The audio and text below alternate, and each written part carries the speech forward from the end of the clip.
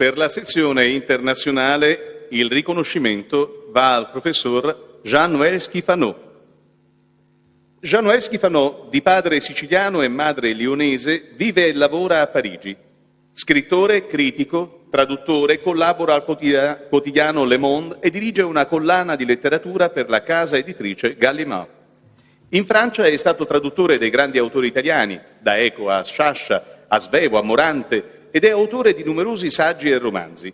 Dal 1992 al 1998 ha diretto l'Istituto di Cultura francese Grenoble di Napoli, proponendo una vivace e indimenticabile propulsione culturale.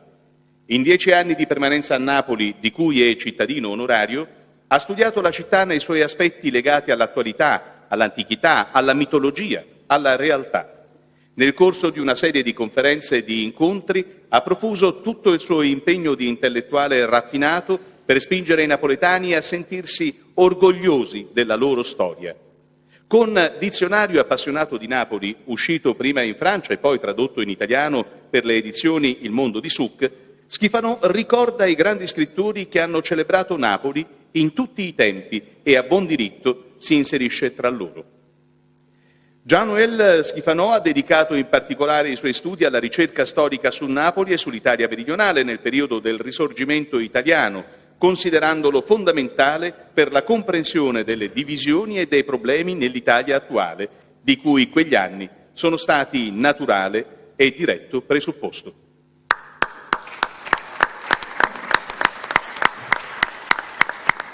Consegna il premio il rettore Manfredi.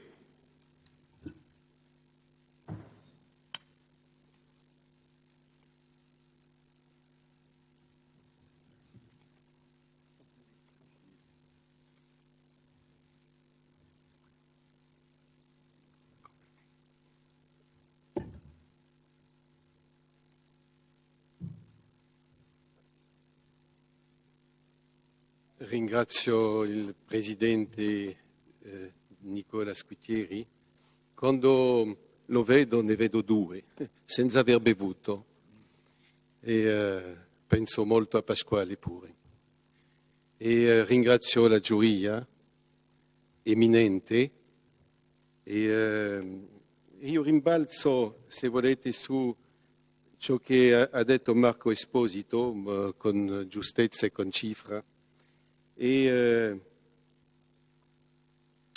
con una frase che prendo dalla seconda prefazione della rivoluzione meridionale, perché appena ho saputo che ero presentito per questo premio mi sono tuffato nelle opere di Guido Dorso e sono stato stupito insieme dalla ricerca, dalle zone grigie di cui parlava, dunque di tutto ciò, della sua speranza, e insieme con i suoi genitori che non ci credevano più all'unità d'Italia, a una specie di disperazione ma positiva per rimbalzare su una speranza. È molto intelligente Guido Dorso, molto intelligente vuol dire finemente, anche quando sa che non riesce a vedere tutte le cose della storia e perché non va. Perché se fosse andato fino in fondo avrebbe condannato assolutamente l'invasione del sud d'Italia. A Avellino, ma prima da Gaeta fino a Portopalo. Invece prova a creare un equilibrio e a dire una cosa fondamentale: la libertà, vogliamo la libertà, non la carità, la libertà. Ma insieme c'è una citazione scritta dal Presidente, il Presidente Nicola Squitieri, per i 70 anni della morte di Guido Dorso, ha scritto un bellissimo articolo. E ha fatto all'inizio di quest'articolo una citazione fondamentale. Guido Dorso dice: occorre un'élite anche poco numerosa, ma che abbia idee chiare e sia spietata e sia spietata nella sua funzione critica. Dunque, vedete, questo l'elite ci sta, ci siete voi, ci siamo noi, è ancora molto più numerosa, perché ogni napoletano fa parte di questa elite.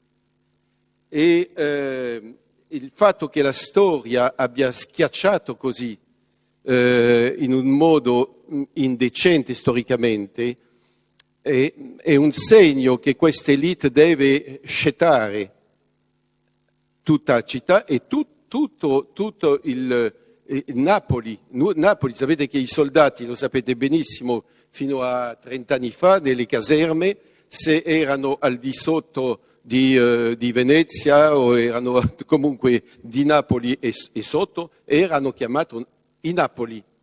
E i Napoli erano trattati come dovevano esserlo, come insegnava il Risorgimento. Come trattato da razza meridionale, dunque inferiore. Sapete che c'è un museo in Italia che canta questo fatto, che la razza meridionale è inferiore. È il Museo Lombroso.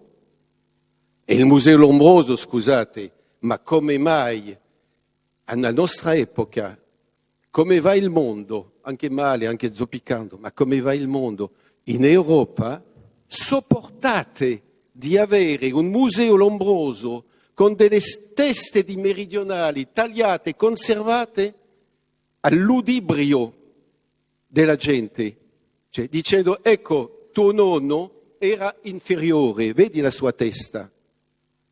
È arrivato un giorno un prete, me l'ha raccontato a Napoli, una famiglia del Calabria vede questo museo tutto nuovo a Torino, entra e passeggiando riconosce la testa del bisnonno, tagliato con i baffi, gli occhi e ci ha conservato. Sono rimasti così, hanno chiamato un prete per dare l'estrema unzione a questo brigante.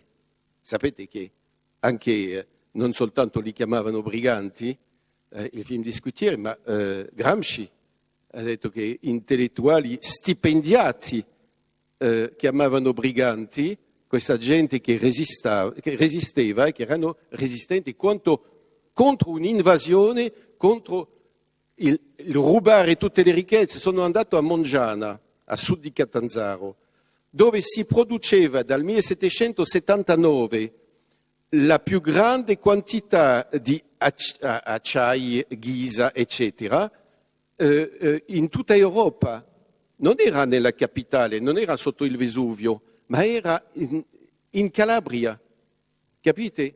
Dunque tutto il sud era ricchissimo, non aveva bisogno di essere assistito, e tutto il nord era poverissimo. Dunque tutte le prime, lo sapete, la prima quantità di gente partite per l'America era tutta la banda del nord. Il sud non aveva bisogno di partire, c'erano la più grande riserva d'oro, 3/4 d'oro, eccetera. Lo sapete, tutti i primati, i treni, eccetera, c'era il ponte sul Gargano. Tutto questo è stato salito al nord. E c'è la famosa frase di Carlo Bombrini, senatore,